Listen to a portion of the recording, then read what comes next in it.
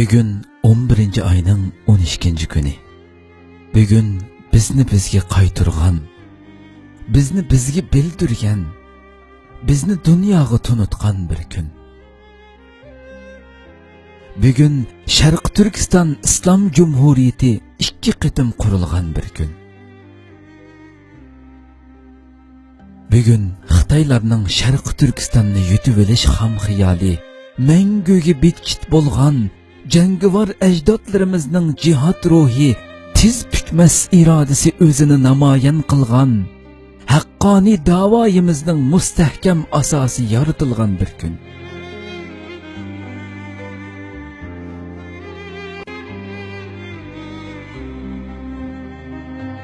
Bugun yolg'iz bizga emas, balki butun islom dunyosiga nisbatan ajoyib ma'nodor g'albilik bir kun.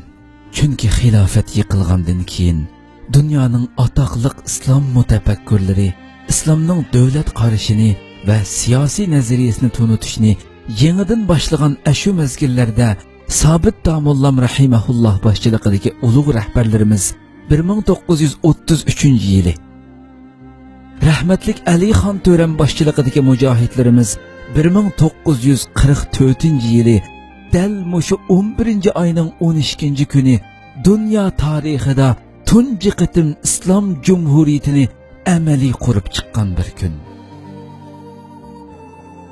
Demak, bugun e'tiqod tushunchimizning va milliy tariximizning meroji yoritilgan bir kun. Bugun dunyo tarixidagi tunji islom jumhuriyati, ya'ni Sharq Turkiston Islom Jumhuriyati 2 qitim qurilgan bir kun. Biz mushu bugunimizning iftixori bilan hozirmi beshimizni tik tutib dunyoga mag'rur qariyalaydigan bir kun. Ammo kunning chiqishini tong otqanlik deb biladigan kishilarimizga nisbatan bugunmi xuddi tunugunkidekla oddiygina bir kun. Chunki bugungi bo'lgan qoyillik va iftixorlik tuyg'ularini, shundaqli qutlug'lash va hayajonlanish hissiyotlarini bayramlik kiyimlari bilan qo'shib orqada qatlab qo'ygan, tunugungi kir kiyimlar bilan asnigan holda bugunga qadam qo'ygan undoq hissiz kishilar tong qarag'usidan iboratdir. Bugunning iftixori, bugunni qadrlagan va bugun bilan iftixorlanishni ham iftixorlantirishni bilganlarga mansubdir. Bugunni unutmagan va unutildirmaganlarga mansubdir. Bugun bizga nisbatan go'yo bir quyosh va ayni ko'k bayrog'imizdagi oy yulduzning o'zi. Bugun bo'lmagan bo'lsa, tunlar bitmas, zulmatlar yo'rimas, inqilob yo'limiz o'zimizga ro'shan bo'lmas edi. Shundoq, bugunni tushuntirishga, bugunni anglatishga, bugunni so'zlab berishga so'zimiz yetmaydi. Tilimiz ojizlik qiladi.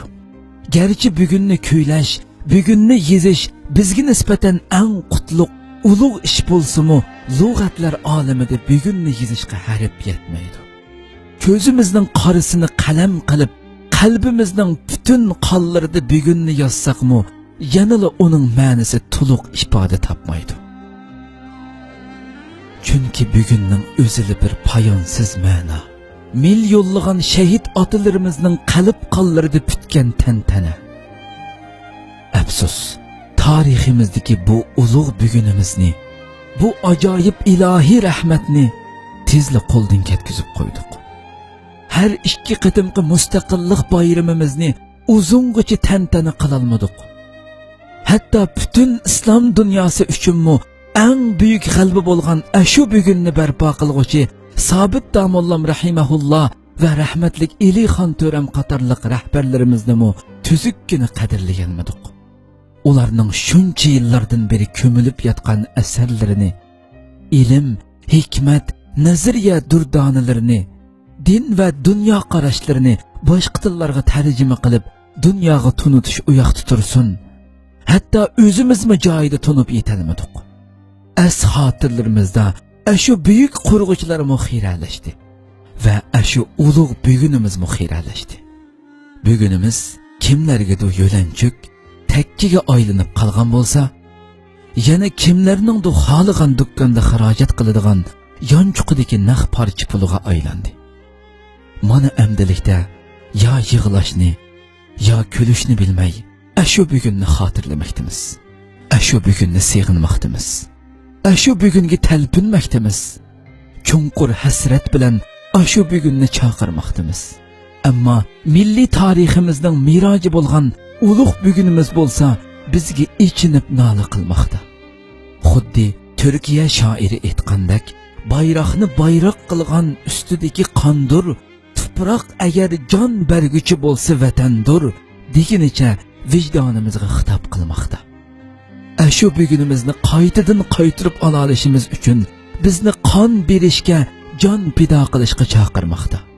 Bugunimizni qaytadan qurib chiqishdan iborat ham diniy, ham milliy birdan-bir mas'uliyatimiz ustida birlikka kelishga, nafratning qing'ir barmoqlarida ilonguch uchmaslikqa, jumladan bizni yangi boshdan biz bo'lishga chaqirmoqda.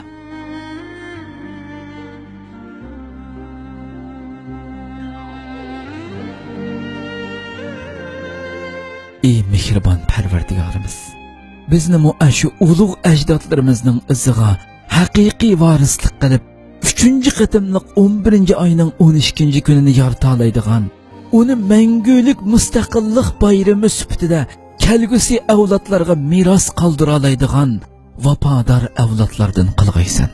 Amin.